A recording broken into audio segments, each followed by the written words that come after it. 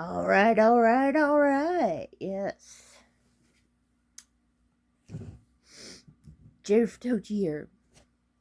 And I forgot to do Dollar Tree Theater yesterday.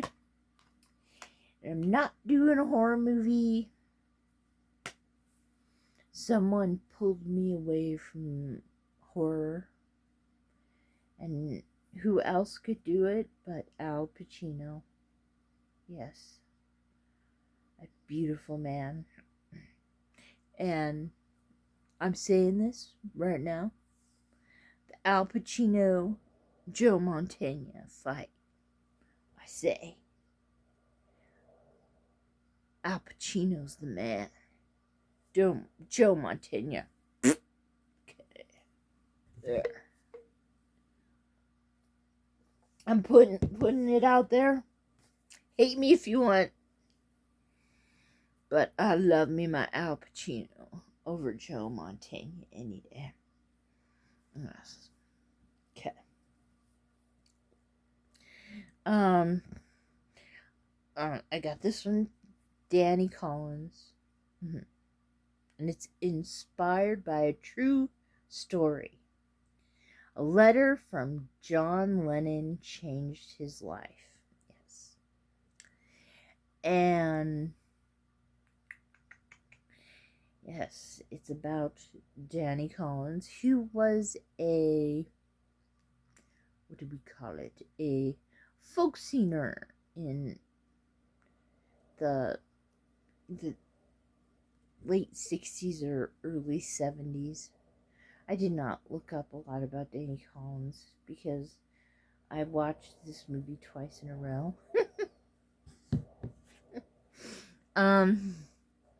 Yes, and it also has Annette Bening in it, Jennifer Garner. Okay, I have a real problem with this guy's name.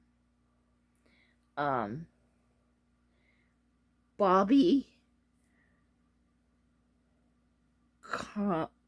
Carnival. This guy right here. Yeah. He's a good actor, but damn, every time I see him, I say, Bobby Cannoli, because I have such trouble with his last name. And of course, Christopher Plummer's in this, too. Yes. Well, Danny Collins did an interview back then when he was a folk singer. And the person who was interviewing him made a reference to how he was kind of like reminding him of John Lennon. And he said he was one of the people that inspired him. And the radio DJ said, you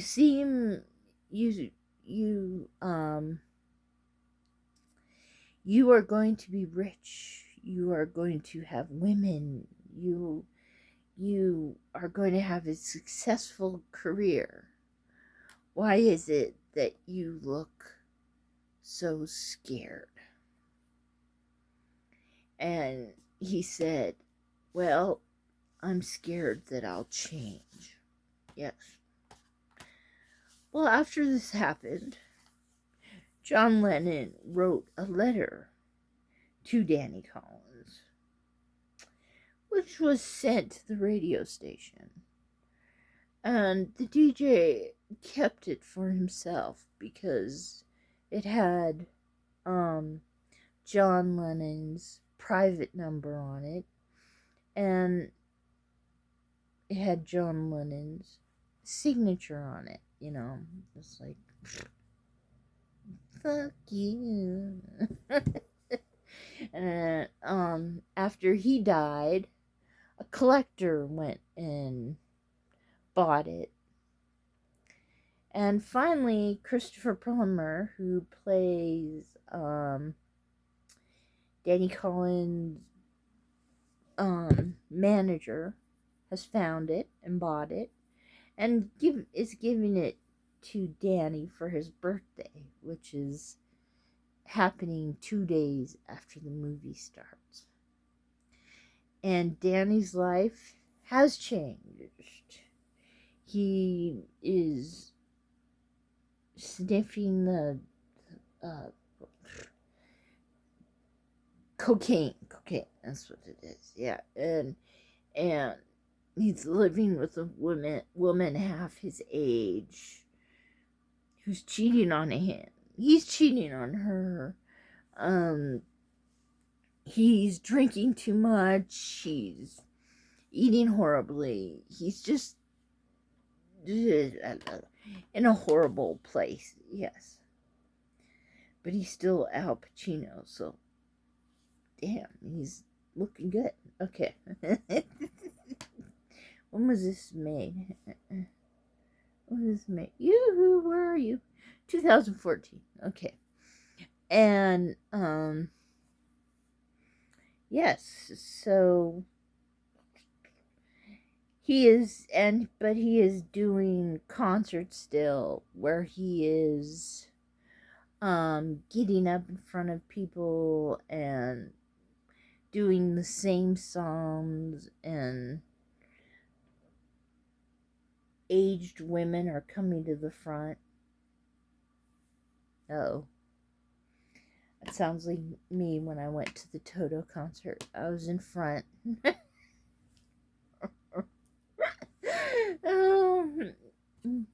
Yelling out at Toto. I love you. Yeah. But at least I'm not as old as the women were in these movies, yes. So after he receives this, he's decided to not go on tour anymore. And he leaves his girlfriend living in the house they're living in, who's cheating on him, and decides to go off to New Jersey to meet his son, who's played by Bobby. I will not say his last name. Okay, and who hates him, yes. He has sent money to him over the years, and he's ripped up the checks, and his son just hates him. Probably what I would do if my dad ever tried that. Yeah, I've never met my dad, so hey. Okay, and yeah, and he goes to their house to meet them, and Dad's not home. The wife, who's 6 months pregnant, and their little girl is there, who has ADHD. I have ADHD, and I grew up with ADHD, and it's like a crazy little carnival. Yes.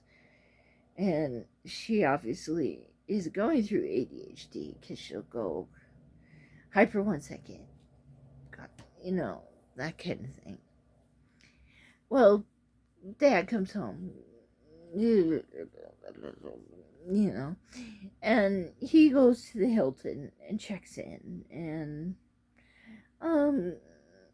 basically tries to bribe his way back into his son's life, and kind of does, through the grandchild, finding her a school for special children with special needs, one of them being ADHD. Yes, and while doing it is kind of falling in love with the manager, Annette Bening. Yes. But yes. Soundtrack's wonderful. It's got John Lennon in it, and I'd say the first song where Pacino is singing a song called Baby Doll. I wasn't really impressed with it. Not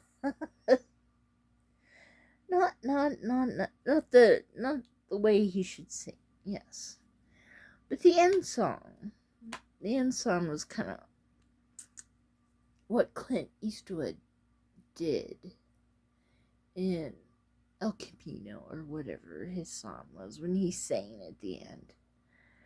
It's like you're thinking, ooh, that's Clint Eastwood and he's singing it, and this was the same thing. Ooh, that's Al Pacino and he's singing, and it sounds like Al Pacino, and man, I like it, but give this movie an 8 because it had the chance to go Hallmarky, and it didn't. Thank goodness. I love the Hallmark movies, I do, but just I don't want to see these actors in a Hallmarky movie. When I see them, I want to see them swearing and and not being so bushy,